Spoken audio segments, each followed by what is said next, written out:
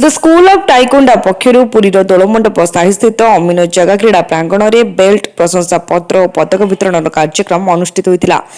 अवसर में पुरी टाउन थानार इन्स्पेक्टर इनचार्ज कुकुड़ रंजन दास मुख्य अतिथि भाव उपस्थित थे। अतिथि मध्य ओडिशा टाइकोंडा एसोसिएशन साधारण संपादक मनमोहन भंज, द स्कूल ऑफ टाइकोंडार सभापति अजय कुमार साहू, विशिष्ट व्यवसायी हरिबंधु साहू, अमीन जगार सभापति सोमनाथ पंडा, संपादक जम्बेश्वर पूजा पंडा और कोषाध्यक्ष बाबन प्रधान सम्मानित अतिथि भाव जोग देते। क्रीड़ा द्वारा आम सुस्थ रही पार और आज समय आत्मरक्षा कौशल प्रशिक्षण उपयोगिता विषय में अतिथि मैंने कहते।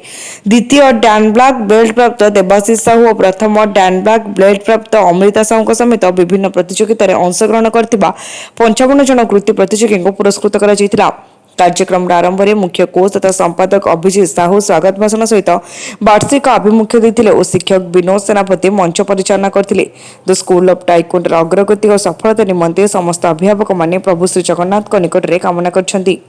सरकार कौन गोटे इंडोर स्टाडियम मिली बहुमुखी स्टाडियम आम खेल दौना गोटे खेल खो खो खेल अलग स्पोर्ट्स नहीं बहुमुखी कि अलग खेल पैसा दौनी खाली एपटे गोटे जिम्नास्टिक सेपटे खो खो आउ सब खेल सरकार जो हो सरकार अधीन खेल परमिशन दौर खेल मुझे माध्यम मानने अनुरोध कर सरकार को सब खेल को विश्वास दिखाँ बहुमुखी स्टाडियम से समस्त आमको सुजोग दे खेल।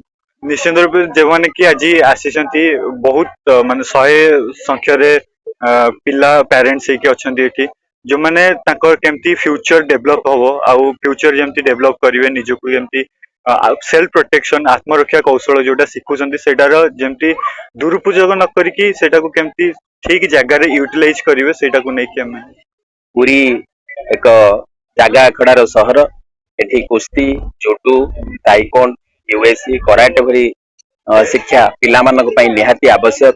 यह शारीरिक व्यायाम बा शारीरिक दक्षता वृद्धि करने सहित पिला मानसिक स्थिति वृद्धि करिबारे सहायक होता है एवं पिला माने जते बेले एकुटिया जीवा आसिबा करुतबे कौन से कल्प्रिट बा आसामी तांको जदि असुविधार पकांती ए शिक्षा से बहुत उपादेय हेबो से निजको निज सुरक्षित करि परिबे बिना अस्त्र रे। तेणु मु आपण मानक माध्यम रे पूरी शहर रे यार प्रचार प्रसार करैबा को चाहूचे। पुरी रविनारायण जेना निराकार महानगर रिपोर्ट तीर्थक्षेत्र लाइव।